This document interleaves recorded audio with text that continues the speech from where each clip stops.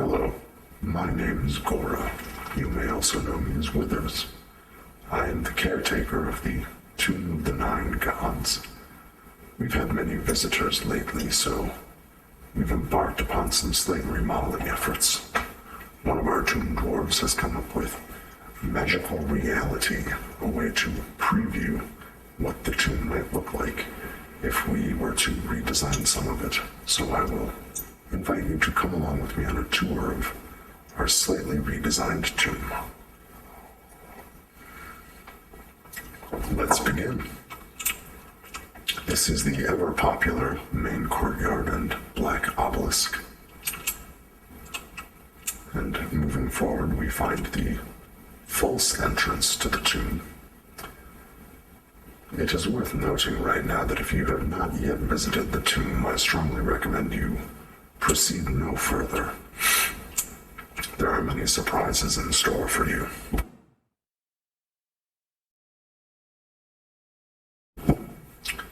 Moving on from the false entrance, we can tour the statues of our permanently enshrined 9 trickster spirits.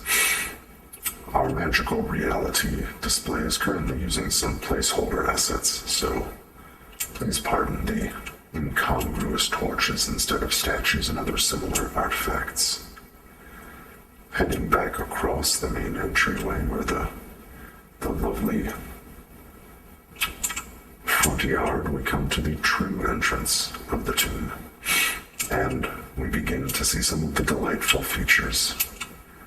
We have the pit trap and the currently inactive timer door, the ever-popular poison darts, our friend lurking in the shadows, the grate showing a hint of some of the underground water that flows around our establishment.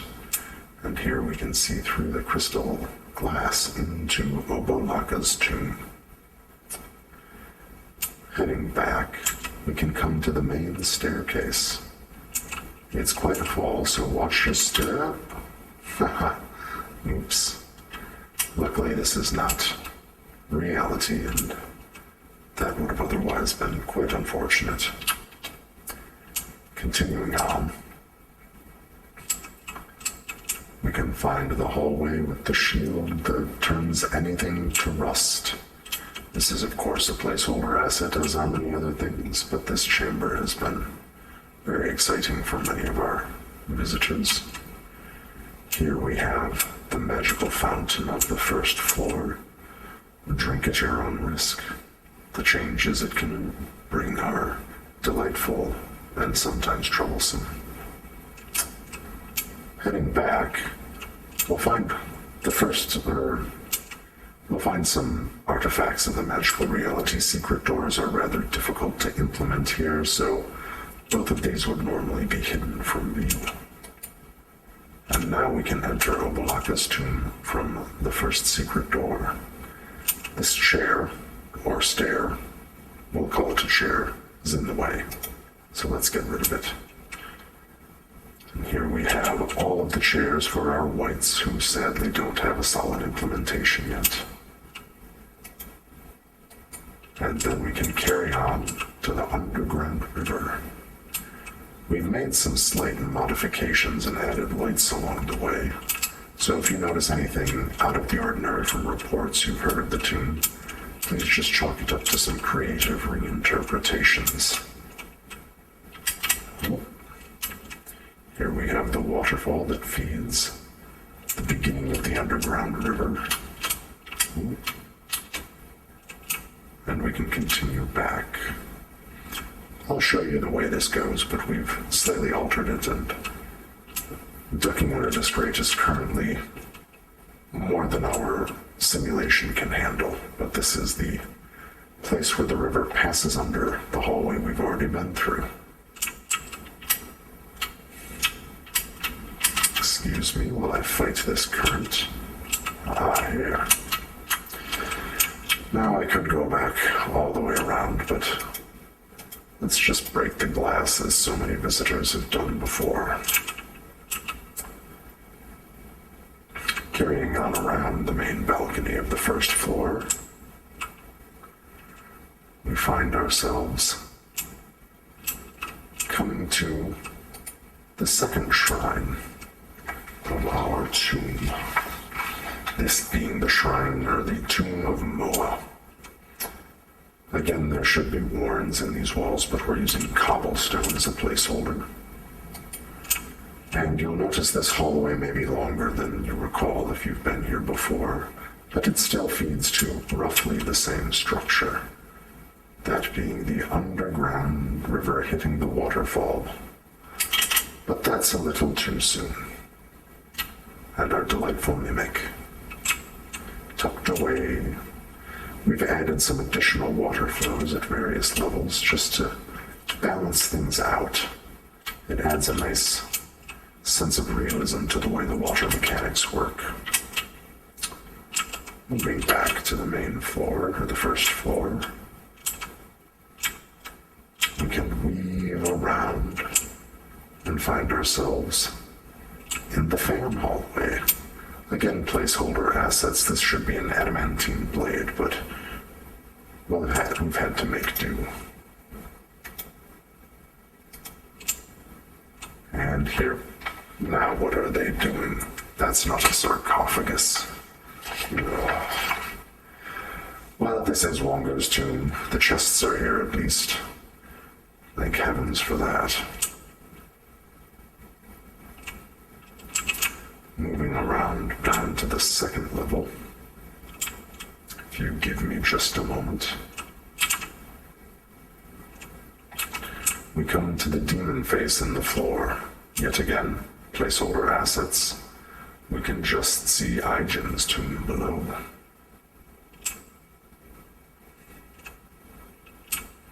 And here we have a feature that has been perplexing for many of our visitors.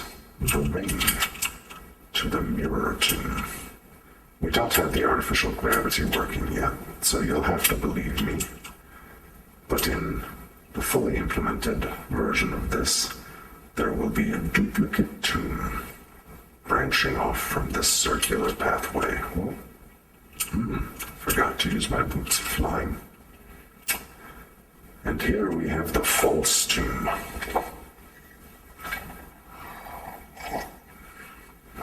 I hope you enjoy your drink if you decide to open the sarcophagus in this location. We don't have liquid physics for wine yet, but you can see where it would be. And one of these 4 corridors has our little crawlway. Oh, you may notice there are many places where we use square bricks to indicate that this should in fact be a crawlway and not a full-sized hallway. If you see these, just know that in the real version, you would have to crawl through this space. And as we make our way out of the wine room, we come to the room of the Slod. He's invisible in the real tomb, so we didn't even have to bother with him in here. Ah, Keshma. One of these days you'll learn not to try and plane shift. And here we have a very interesting representation of our next tomb. This should show a chariot and a bronze shield and some statues, but we're making do. Not like Neng will mind, she always comes back. And of course these would be glass cauldrons instead of glass bricks. Pay no mind to the lack of a stone door here.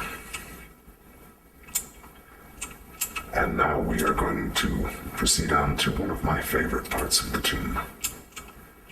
This being, of course, my scrying pool. My quick access staircase to the rest of the tomb.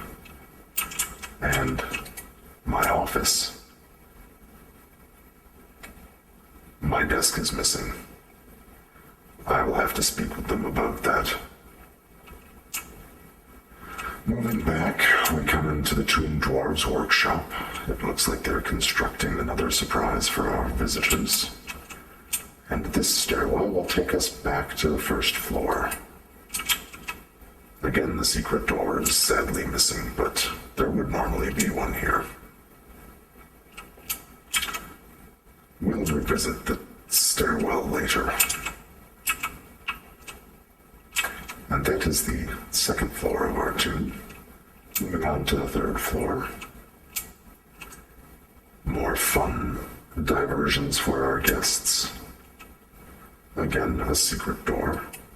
We'll come back to this one in time. And here we have another one of our tombs. This one particularly being for Kubazan.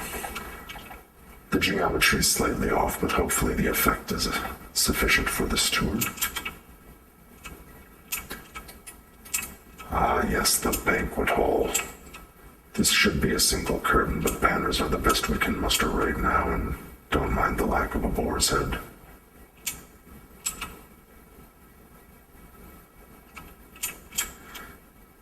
Moving around, we can see the magical vision of Aijin's tomb. We don't have embedded video in magical reality yet, so no scene of anything happening here.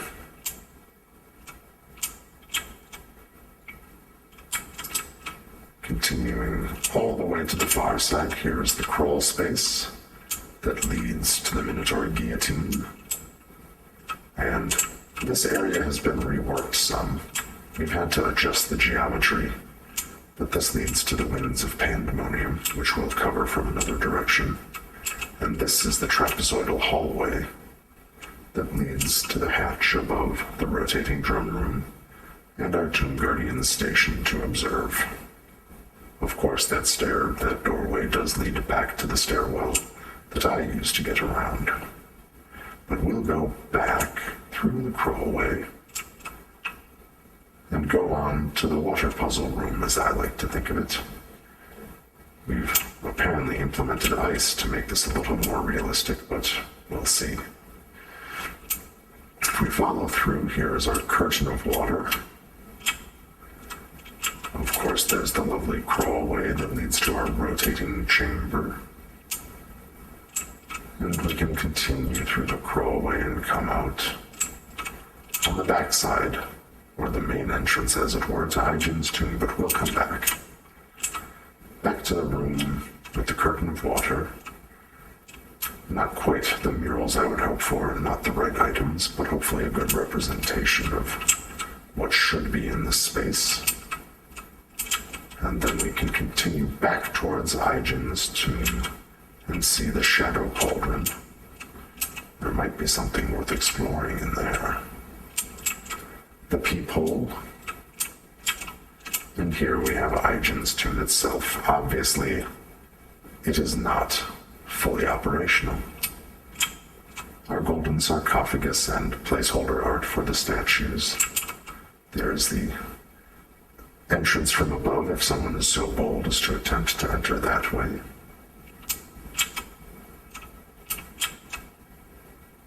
And we can come back around, jump back through the waterfall, and follow the crawlway that leads to... Wait a minute.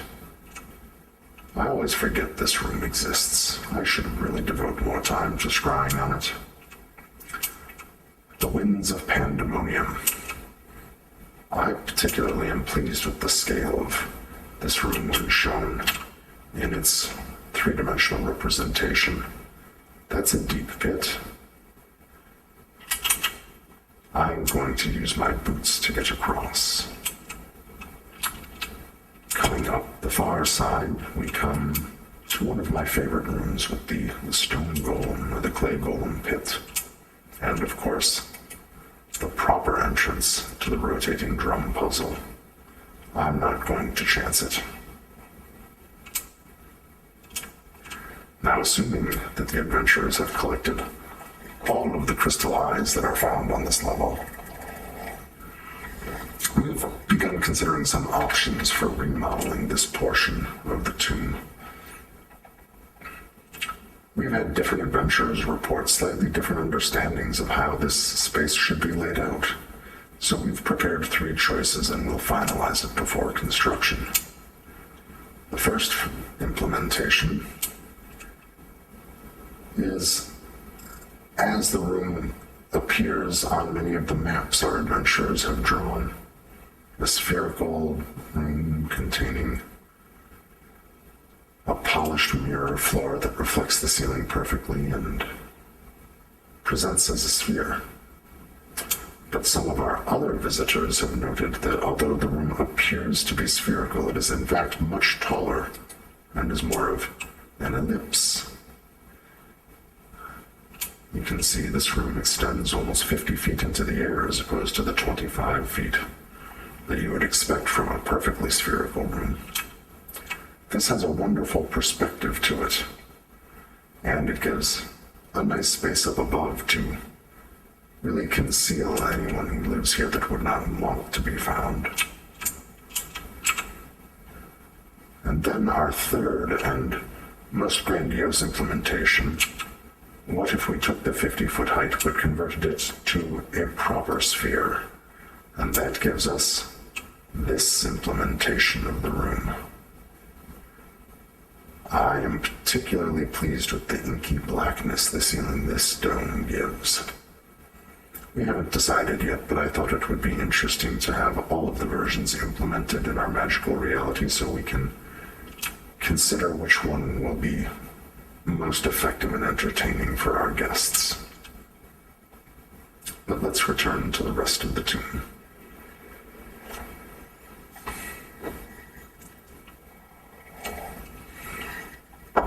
Maybe we'll use a shortcut.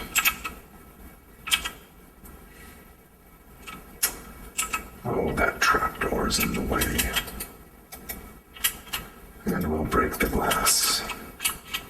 There's the switch. Unfortunately, it will have no we have vermin. You'll notice this architecture is a little different from examples you may have seen before. Here is the entrance to my stairwell, and here is the secret room I mentioned before that we skipped. There should be a skull of precious metal in here, but we found it too annoying to keep in the magical reality version. Let's see. We have covered most of this room. This floor? Yes. Well, let's continue onwards and downwards. Oh, I think I prefer this door first. First off, well, this chest is in the way. And they have not implemented that feature yet. Well, let's get you out of the way. I wonder, have they actually put the acid in yet? Oh, they have. Well, that looks like a placeholder sarcophagus. Rather unfortunate. And the maze is not complete yet. I wonder if we can even represent the rooms here. The secret doors are difficult, but...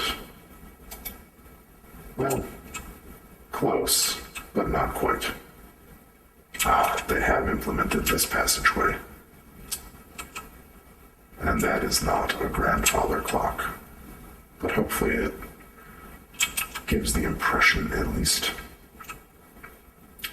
Well, this room is maybe the least impressive of the implementation so far. Oh, I wouldn't call those snakes. Ah, the Syrax tomb. You know, these paintings might be better than the blind artists create. I wonder if the floor is fully completed yet. It looks to be pure obsidian right now. And here we can find, oh, well, that's disappointing placeholder art. This should be a sarcophagus for the former Queen of Odin. Ah, well.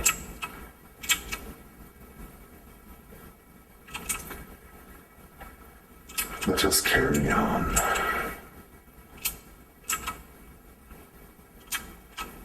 Ah, the mirror. Luckily it is not active. I would not want to have to expend the effort to get back out had the mirror been fully functional. And over here, the maze of death. No crown. Rather sad. Ah, This is where we will house the boat axe. Doesn't seem to have any locking mechanism in place yet, though. Oh. What have we here?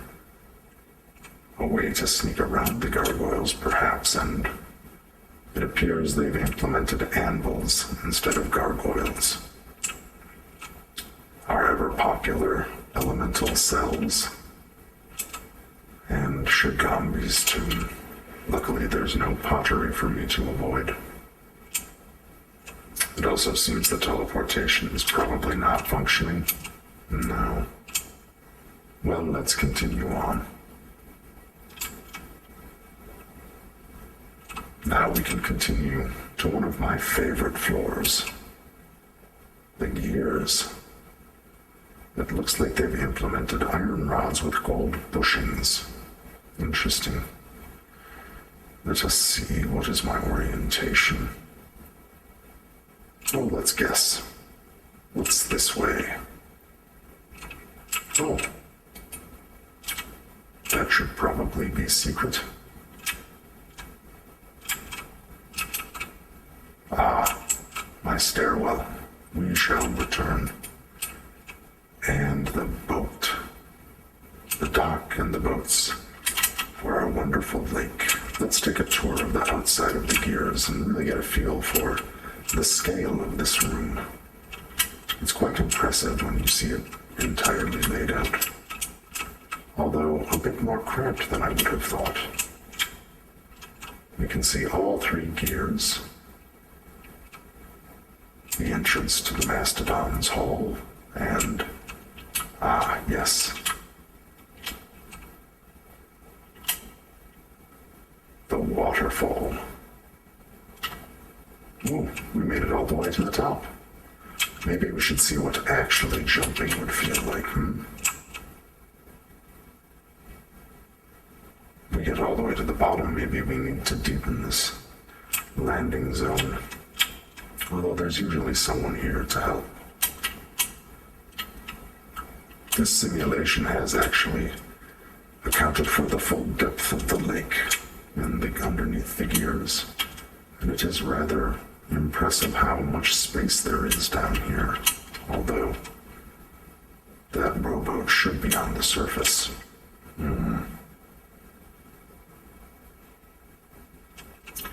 Continuing up.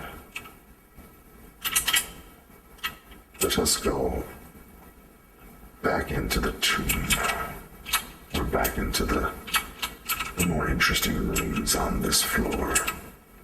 Again, we've done some minor alteration to the physics here to allow things to fit, but here we can find a most delightful chamber. There should be a statue here, but it's not working right now. Another crawlway. And the stone juggernaut, which appears to be cubes. Ah, well.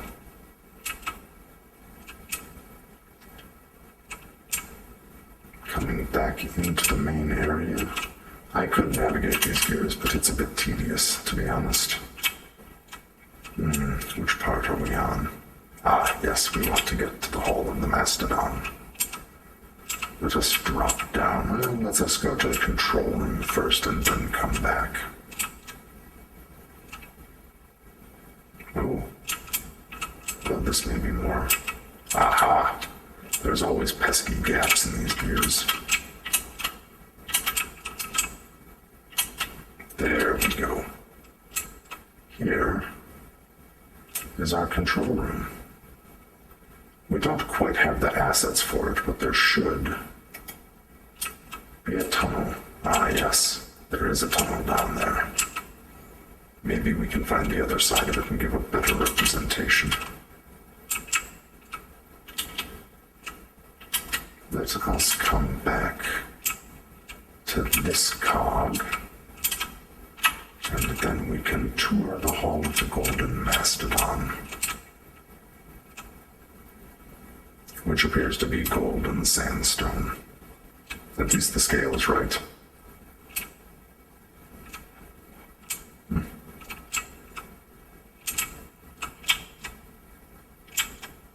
If we traverse the cog to the other side, we get to a few interesting rooms. We'll take this stairwell in a moment. Ah.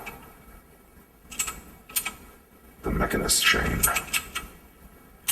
I'm going to fly through here. It appears that there's, even in the simulation, quite a few forces at work that I'd rather not mess about with. Who knows what might happen. And a very crude armillary sphere. It's not even a sphere. And the other side of the trapdoor leading to the control room. I don't think we can fit in there. Well, one floor to go.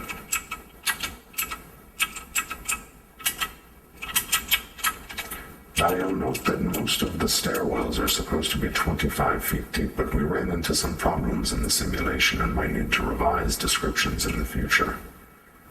But here, we have the skeleton key door, or a pair of wood doors in the placeholder. All of the side rooms are present, although we don't have the assets quite hammered out for how to portray them. But they're here. I'll prove it and open all the doors for you.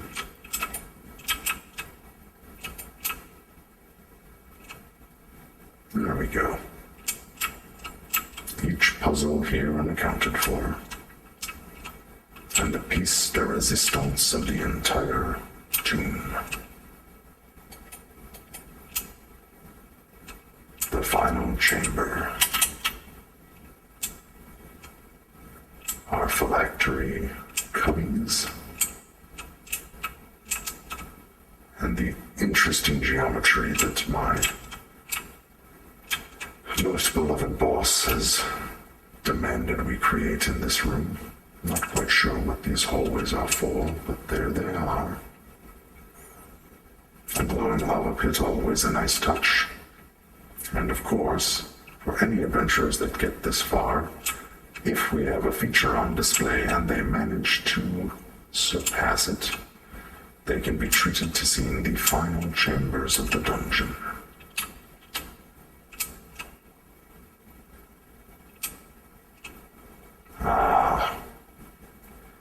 I don't get to come here often. This is my master's study. Rather severe, if you ask me.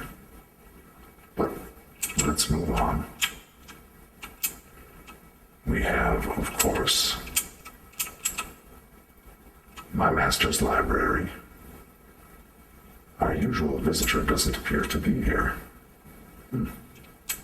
Very well. And another cauldron, always popular. Normally we'd have you exit via the gift shop through the cauldron, but we're going to use a little bit of magical reality workaround. I hope you've enjoyed the tour, and I hope you decide to come visit us one of these days. Until then, farewell.